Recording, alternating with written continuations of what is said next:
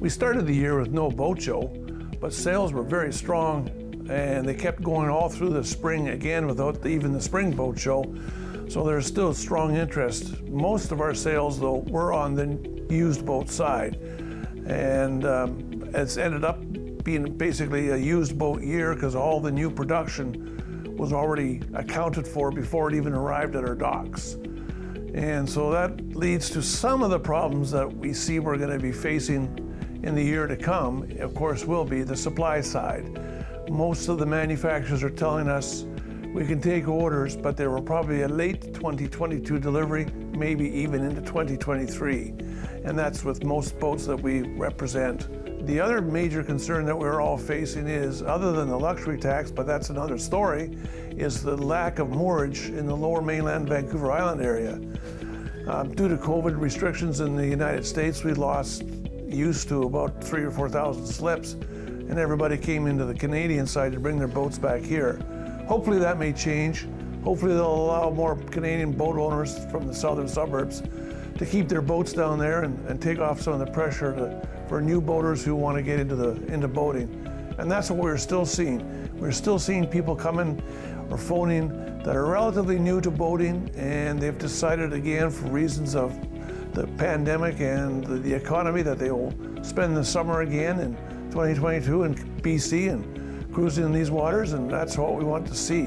What a difference a year makes. I mean, we look back where we were, where we are now. Marinas were extremely concerned what was happening in the market. Where were the boaters? Were they going to be around? What was the health situation going to look like? And here we are a year later, and marinas it was a banner year. They were extremely busy in most major markets and even the smaller markets. There were some challenges in the destination markets just because of the lack of travelers that were coming in from the United States and Europe, for example, boating. However, that void was filled by the local domestic boater along the coast of British Columbia. So it's been an extremely successful year for marinas, that's for sure. Despite it being a very busy year, the challenges that were being faced are more forward-looking now, because we start to see that we are reaching an inflection point when it comes to marina capacity, marina inventory, and marina infrastructure. And that's going to be the challenge. And I know I've said this before in previous years at the conference, but it is only getting magnified and amplified with year over year because of the factors of climate change. When you look at what Boating BC is doing and what we're doing at the marina sector is trying to get government and all the various agencies to the table to work with Boating BC to understand the stories from our marina owners and operators around British Columbia and to listen to what the challenges are. And a lot of those are basically dealing with the multi-jurisdictional nature of getting marina projects approved, getting the reinvestment back into the market. Those things are so required at this point. So it's incumbent upon marina owners and operators and Boating BC through the Marina Sector Group to recognize this, approach government, and have that honest, transparent dialogue to figure out how we can all work together to get these investments happening so that the boating sector can thrive. I think the new horizons now are going to be looking at how do you maintain your clientele, keep them happy, but keep an eye out for the clients that are coming in the future. Who are those boaters going to be? What's the next market of boater? And those are the new horizons, those are the new opportunities. So in addition to looking after your infrastructure and investing in the future of your capital investments and your infrastructure itself, invest in the future of the boater, make them happy, entice them, attract them to get into boating, and they'll stay at your marina. We've found that our sailing school business has risen exponentially. It really has.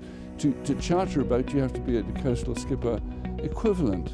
So we found hundreds of people coming in wanting to take the courses, and a lot of boaters returned.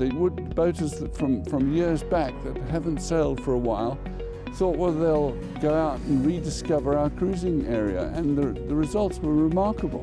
We had people coming back from charter and booking immediately again for this year.